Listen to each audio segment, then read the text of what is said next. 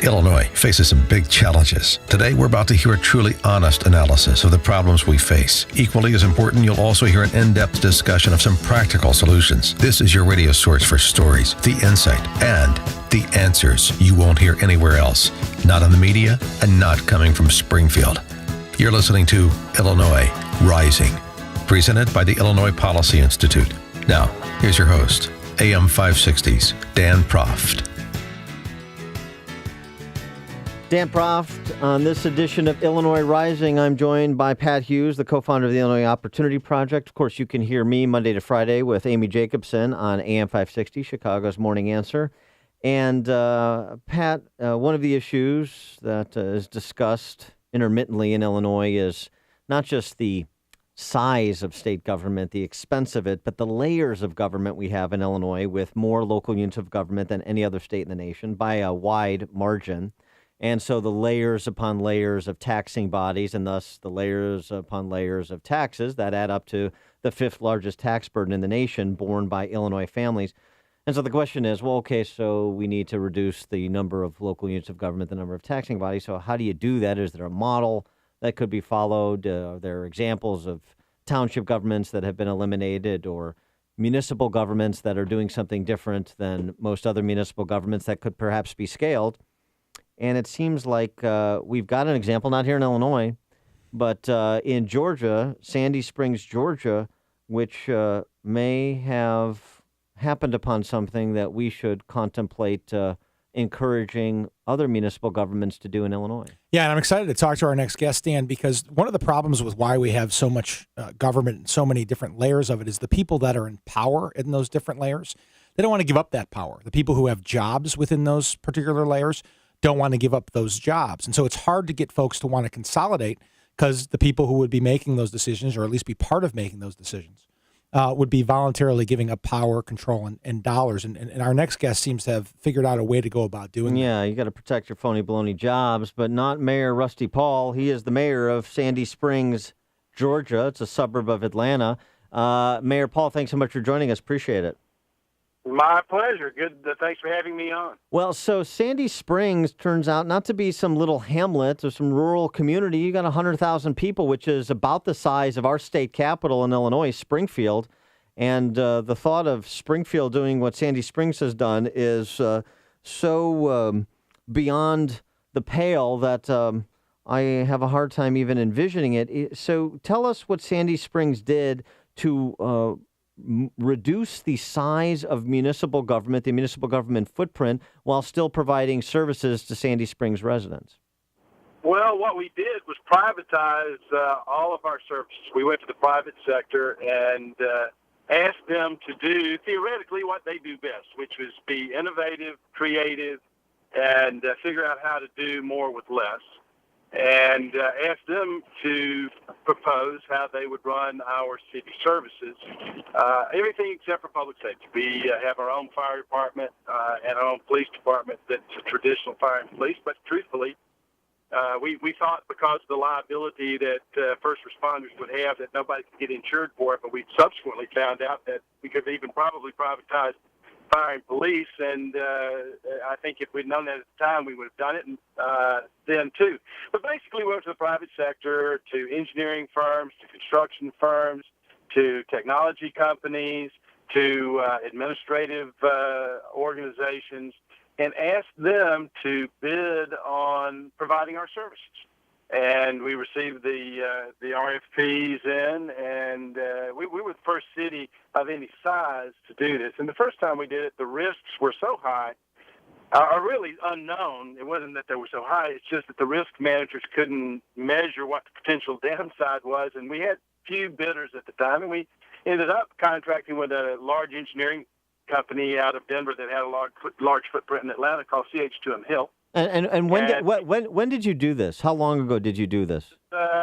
December of 2010. And so you got December 2005. 2005.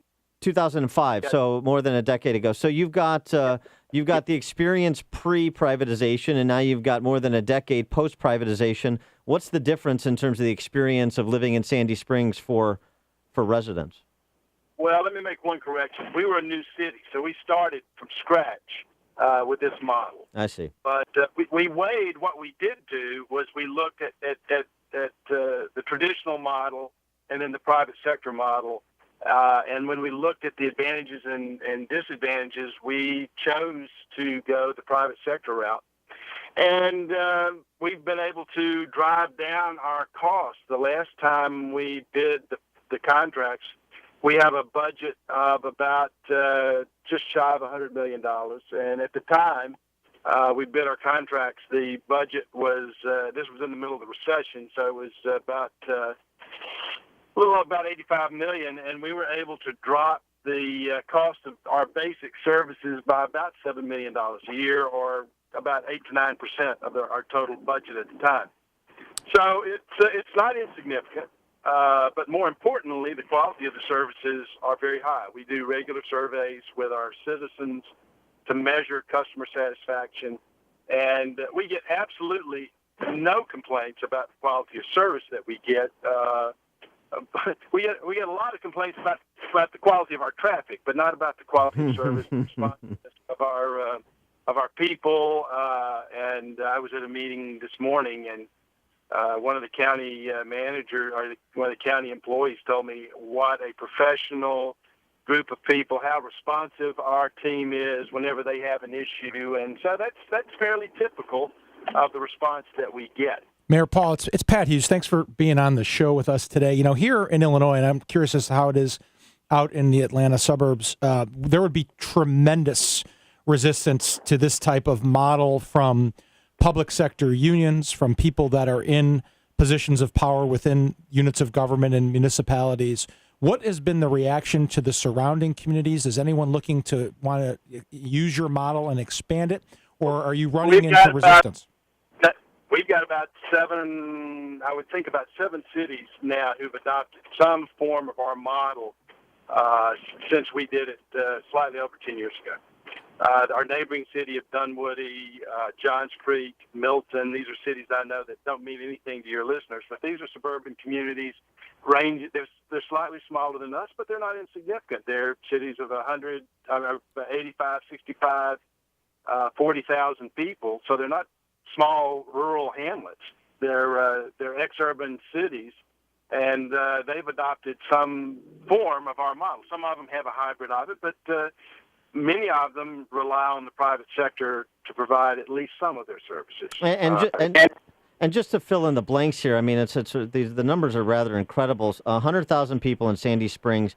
You have seven full-time municipal employees. The city's comm firm is outsourced. The engineering firm maintains the city's park. Judges are paid a flat hourly rate. So as you said, besides police and fire, virtually everything else is outsourced. I mean, 7 full-time employees in Illinois for a city of 100,000 people. You'd probably have north of 500 municipal employees and the collective bargaining agreements and all the other associated costs. Have you done any kind of comparison in terms of if you did the traditional form of municipal government, what city residents would be paying, what the expense would be as compared to this outsourcing model? Well, we know it would be significantly higher. We haven't really sat down and analyzed it. There's no need for us to kind of look because we know that we're saving money. Right. We know we have a high level of satisfaction with our citizens, and we measure it. I mean, it's ongoing. We have metrics. Phone calls have to be answered in a certain period of time.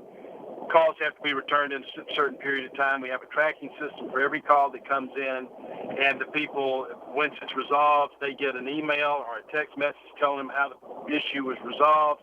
They oftentimes get a phone call following up. So there's this. We measure our contractors on performance, so as I say, I get very few. I can't think of the last time I got a complaint about the quality of service, other than when we're paving a street or closing an intersection or something that we got work to do. But we have about. That's not to say that there are only 8 people working in City Hall. We have about 200 people. Sure. Well, probably not even 200. I think it's something like 100 and just say 200. It's close enough. And they work for the private contractor delivering services. But I would say that we don't have the duplication of personnel. We get, people come to work. They're excited to be there. They're working hard because they know that this is not a jobs. This is not a jobs program. It is a service program, and you're there to provide service to folks who are paying taxes. And we don't even refer to them as taxpayers. We refer to them as our customers, and we treat them as if we're a business providing a service to customers who have options. And so, and when I talk to other mayors, in fact, several years ago, I was talking to a mayor in the Midwest, in one of your neighboring states, and he said, "Well, we run our business, or we run our city like a business." I said, "Well, that's the difference between your city and our city," and he looked puzzled.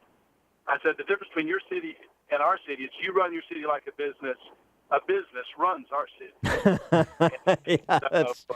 Yeah, very good. All right. And you can see the light go on because government lacks the profit motive that businesses have, so that they can function like business.